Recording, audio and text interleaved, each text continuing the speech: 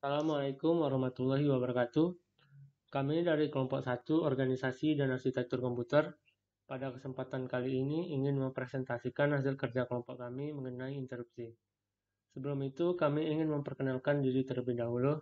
Pertama ada A. Farhan Agustiansa, kedua Adelia Faradila, tiga Adia Salwadiani, keempat Ahmad Arijal Ismail, kelima saya sendiri Ahmad Hidayat Sahnel, keenam Altof Gerald Ardiansah, ketujuh Alviko, 8 Amanda Julia Della Siska, 9 Amanda Putri Dwita Sari Winata, 10 Amelia Rizky Putri, 11 Angel Caroline Bilan, 12 Anggun Kurniawan, 13 Anissa Salsabila Ariska, 14 Anika Nurrahma, 15 Atika Wulandari, 16 Atio Ramona Sitanggang, 17 Ayasa Malika Putri, 18 Bella Rizky Amanda, 19 Jenny Dwi Cita Herdiansa, 20 Citra Aidila Pratiwi, 21 Dava Afif Adiba, 22 Danar Feriano, dan terakhir 23 Deden. Langsung saja kita mulai. Materi pertama ada pengertian interupsi yang akan disampaikan oleh Adelia Faradila. Interupsi. Pengertian interupsi yaitu kondisi yang membuat suatu komputer atau mikroprosesor berhenti mengerjakan rutin instruksi utama dan beralih atau melompat ke vektor interupsi untuk mengerjakan rutin interupsi. Dengan kata lain, interupsi adalah suatu permintaan khusus kepada mikroprosesor untuk melakukan sesuatu. Nah, bila terjadi interupsi, maka mikroprosesor akan menghentikan dahulu apa yang sedang dikerjakannya dan mengerjakan permintaan khusus tersebut. Terima kasih Adelia atas penjelasannya. Baiklah, materi selanjutnya mengenai pengantar akan disampaikan oleh Ahmad Arijal Ismail. Baik, selanjutnya ke pengantar, yaitu ada proses eksekusi program. Pertama-tama, instruksi yang dieksekusi oleh microcontroller diletakkan pada memori program. Kemudian secara default, CPU akan mengeksekusi instruksi-instruksi mulai dari alamat 0x000, kemudian diteruskan ke alamat 0x0001, dan seterusnya secara berurutan. Pengalamatan instruksi diatur oleh program counter. Jika terjadi suatu lompatan, yaitu percabangan, pemanggilan subrutin atau loop, eksekusi program akan keluar dari urutan alamat tersebut dan menuju alamat tujuan lompatan. Terima kasih Ahmad Arijal atas penjelasannya. Materi selanjutnya mengenai fungsi interupsi akan disampaikan oleh Amen. Selanjutnya, fungsi interupsi terbagi menjadi dua. Yang pertama, mekanisme penghentian atau pengalihan pengolahan instruksi dalam CPU kepada rutin interupsi.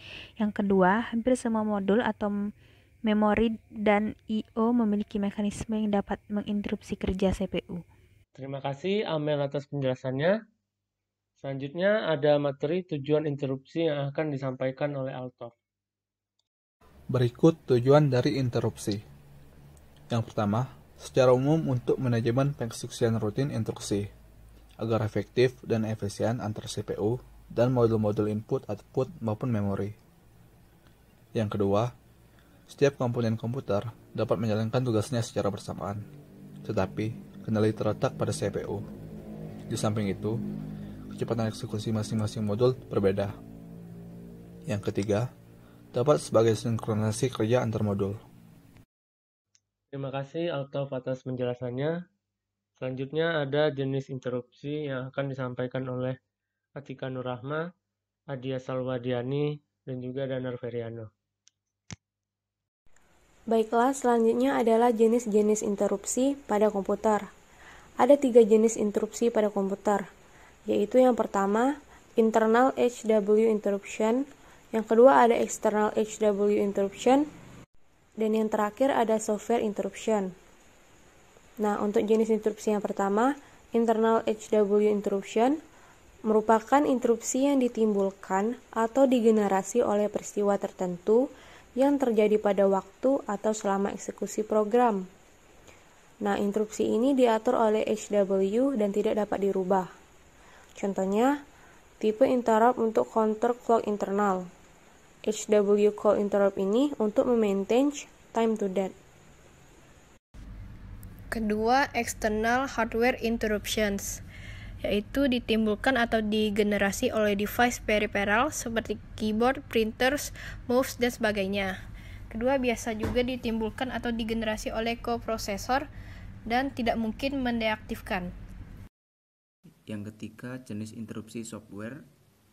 Jenis interupsi ini diaktifkan langsung oleh assembler melalui sejumlah interupsi yang diharapkan dengan instruksi INT. Jenis interupsi ini terdapat dua jenis. Yang pertama, DOS interruption dan BIOS interruption. Perbedaannya, DOS interruption lebih mudah digunakan, namun lebih lambat karena interruption jenis ini menggunakan BIOS. Terima kasih Atika, Adia, dan Danar atas penjelasannya. Materi selanjutnya ada penyebab interupsi yang akan disampaikan oleh Amanda Winata. Penyebab interupsi. Interupsi disebabkan oleh berbagai macam hal, seperti program, timer, I/O, hardware failure, menangani exception, dan lain-lain. Yang pertama, program. Program adalah interupsi yang dibangkitkan dengan beberapa kondisi yang terjadi pada hasil eksekusi program. Contohnya seperti aritmatika overflow dan pembagian nol. Yang kedua, timer.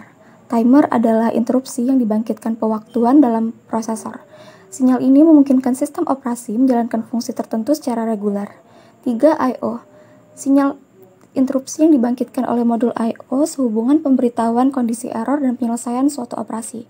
Dan yang terakhir adalah hardware failure.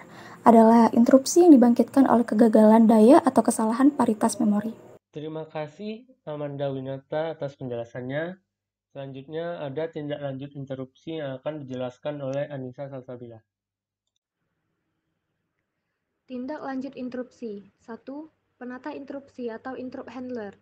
Jika terjadi interupsi, kendali prosesor akan diserahkan ke bagian penata interupsi pada sistem operasi. Maka, penata interupsi inilah yang akan melaksanakan interupsi. Yang pertama adalah, instruksi yang sedang diolah oleh prosesor dibiarkan sampai selesai program.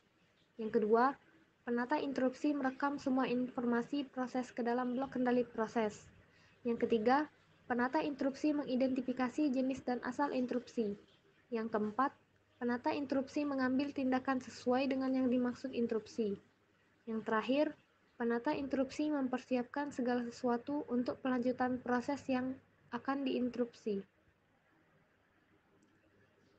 Yang kedua adalah penata keliru atau error handler, yakni interupsi karena kekeliruan pada pengolahan proses dan bagian pada sistem operasi yang menata kegiatan akibat dari kekeliruan. Yang pertama adalah pemulihan. Komputer telah dilengkapi dengan sandi penemuan dan pemulihan kekeliruan. Contohnya, telah dilengkapi dengan sandi Hamming, sehingga ketika menemukan kekeliruan, sandi akan mengoreksi kekeliruan itu. Proses pulih akan kembali ke bentuk semula sebelum terjadi kekeliruan. Yang kedua adalah pengulangan, yakni mengatur agar proses yang membangkitkan interupsi keliru dikerjakan ulang. Jika kekeliruan dapat diatasi, maka proses akan berlangsung seperti biasa. Jika tidak teratasi, maka interupsi akan menempuh tindak lanjut keluar dari proses.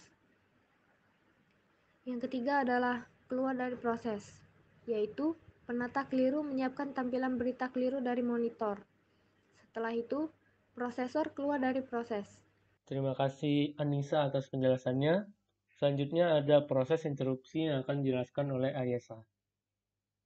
Selanjutnya proses interupsi. Dengan adanya mekanisme interupsi, prosesor dapat digunakan untuk mengeksekusi instruksi-instruksi lain.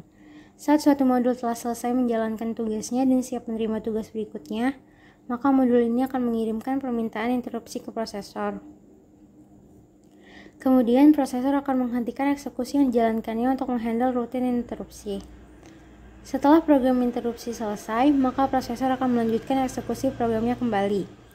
Saat sinyal interupsi diterima prosesor, terdapat dua kemungkinan tindakan, yaitu interupsi diterima atau ditangguhkan dan interupsi ditolak.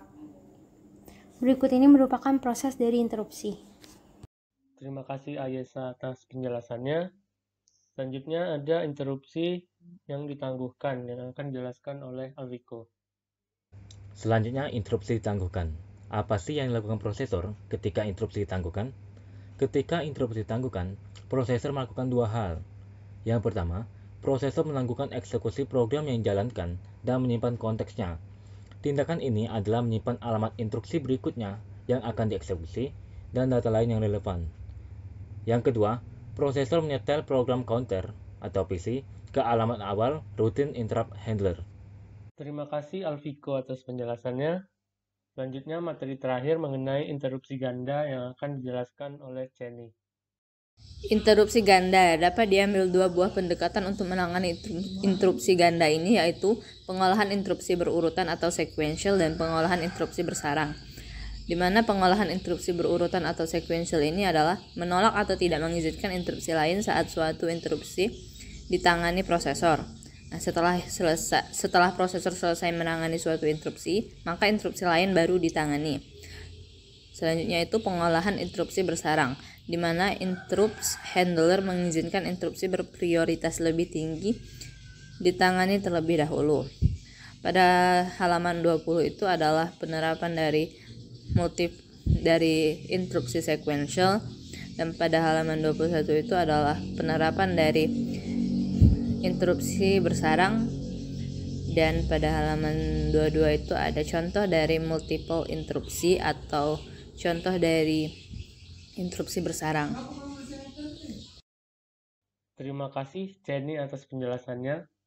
Baiklah, sekian presentasi dari hasil kerja kelompok kami mengenai interupsi. Apabila ada kesalahan, mohon dimaafkan. Wabillahi taufiq wal hidayah. Wassalamualaikum warahmatullahi wabarakatuh. Sekian, terima kasih.